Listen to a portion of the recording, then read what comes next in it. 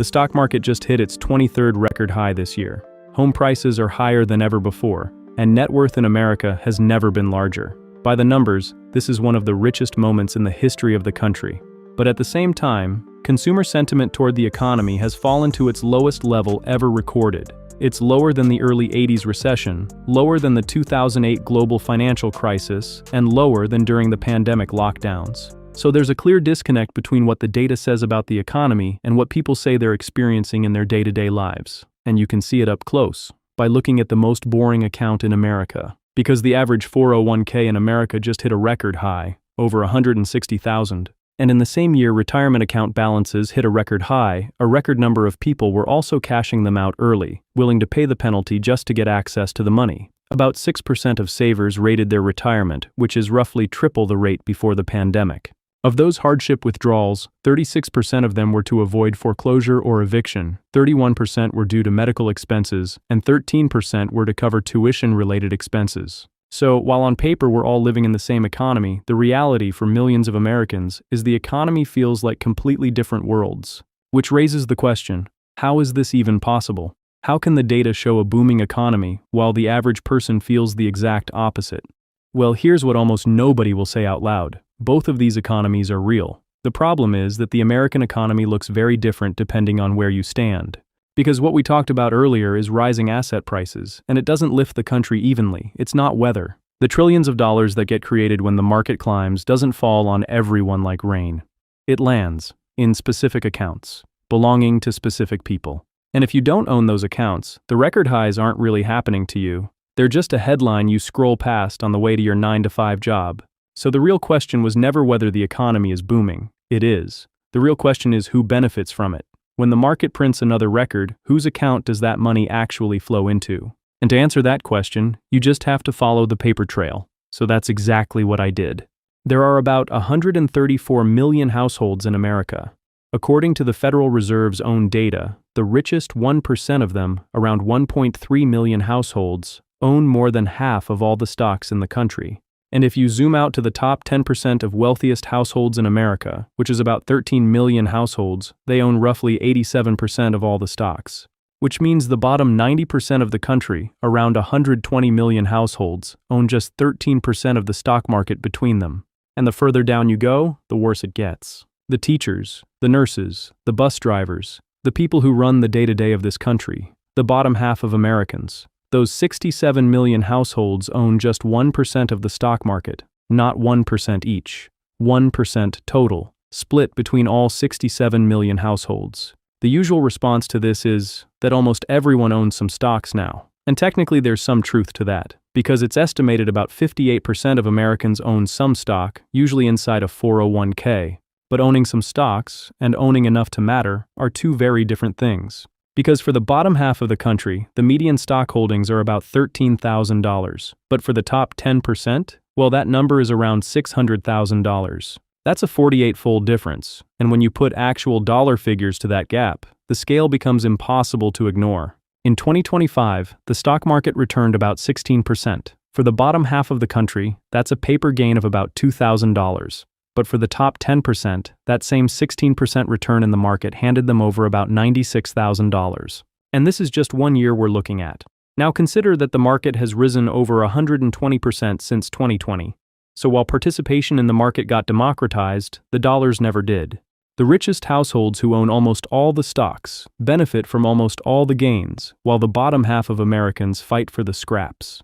But let's forget about the charts for a second and look at the ground level. Because the story you keep getting told is simple. The consumer is strong, spending is holding up, the economy is fine. And on the surface, it could appear that way. But the truth about the average American consumer isn't in the headline. It's in their wallets, and you have to start with the money coming in. Last month, average hourly earnings were up about 3.6% from a year earlier, which sounds like a raise. Except over that same stretch, inflation was up 3.8%.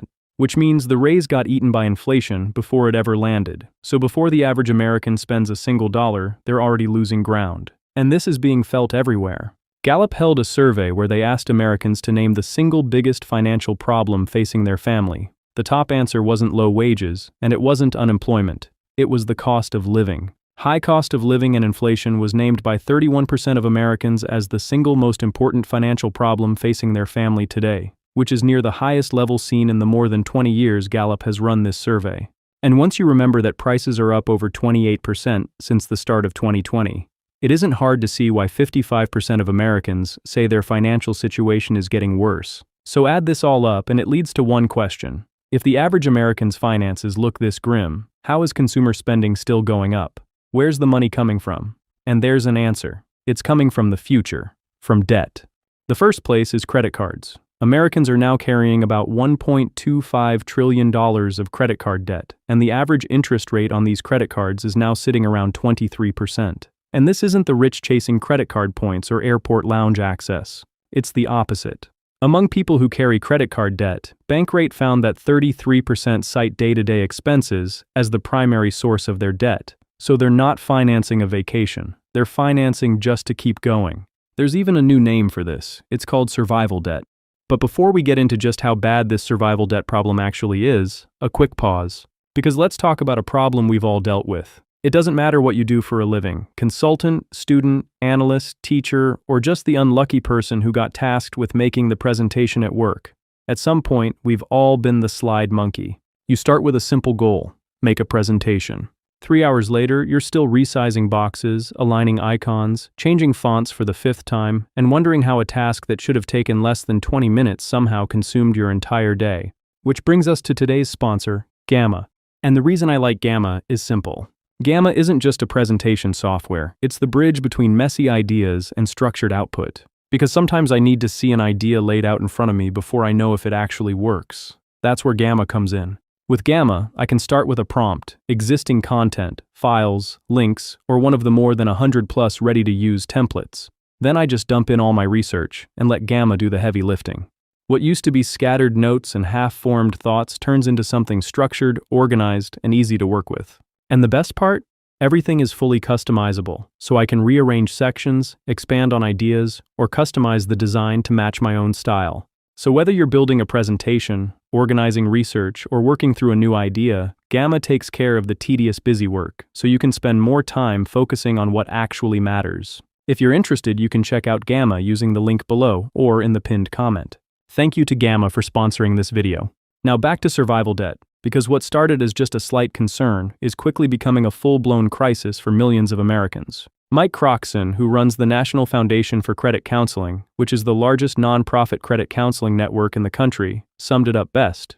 He said, "We are seeing a disturbing shift from discretionary debt to survival debt. And the scary part about this kind of debt is for the people in it, there's usually no clear way out, which is why, according to Bankrate, 61% of people with credit card debt have now been carrying the debt for at least a year. This is an 8-point increase since 2024. And it doesn't just stop at credit cards. There's another new kind of debt that's spreading fast. You've probably seen the memes. People financing a Chipotle burrito by splitting it into 4 payments. This new kind of debt is a form of financing that lets people buy something today and pay for it in smaller installments over time.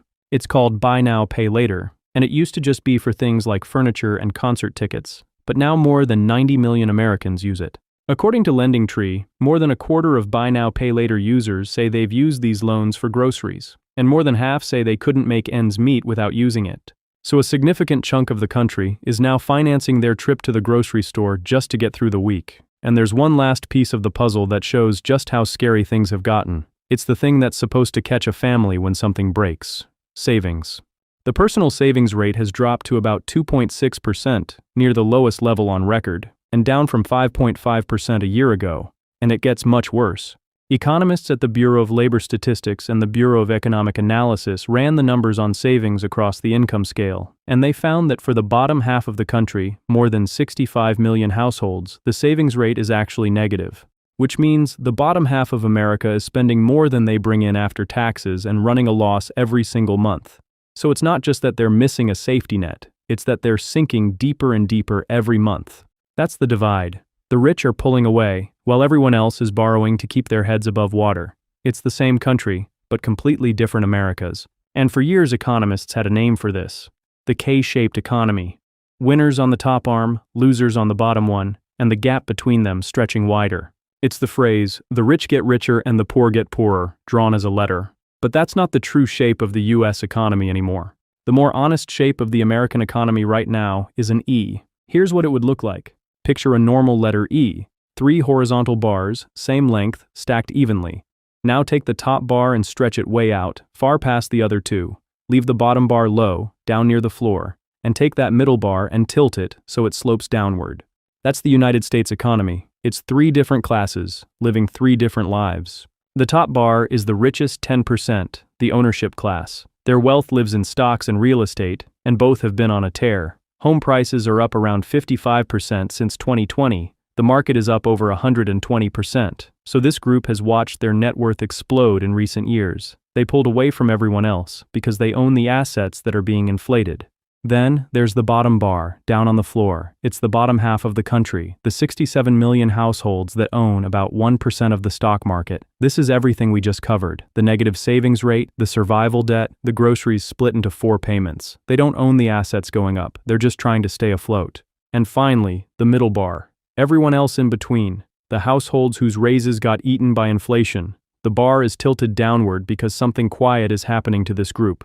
They're slipping down. Heather Long, the chief economist at Navy Federal Credit Union, pointed to a clear shift taking place right now. She said, "We've seen in our data a pronounced shift to spending at warehouse and discount stores like Costco, Walmart, and Aldi, migrating away from the Whole Foods type of experiences. This is the class of Americans with a thin layer of breathing room left, and they can feel it getting thinner by the day."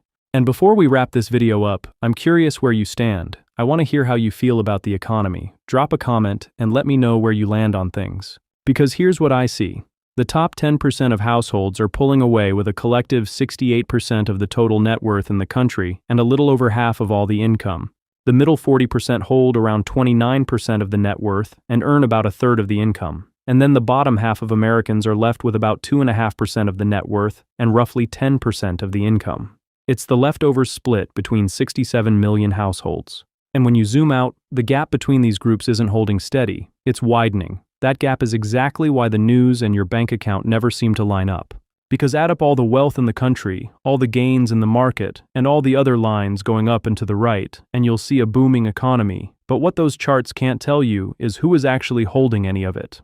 That's how you get a stock market at record highs, while the way people feel about the economy sits at record lows, because it's the same country, but completely different Americas.